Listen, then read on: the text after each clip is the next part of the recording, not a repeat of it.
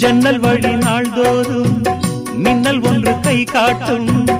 அம்மம்மா என்னைத்தான் ஆசைகளில் நீராட்டும். எனக்கும் உனக்கும் இருக்கும் நெருக்கம், இளமை தொடங்கி முதுமை வரைக்கும். இரவும் பகலும் உறவை வளர்க்கும், இடையில் இருக்கும் தடையை தகர்க்கும்.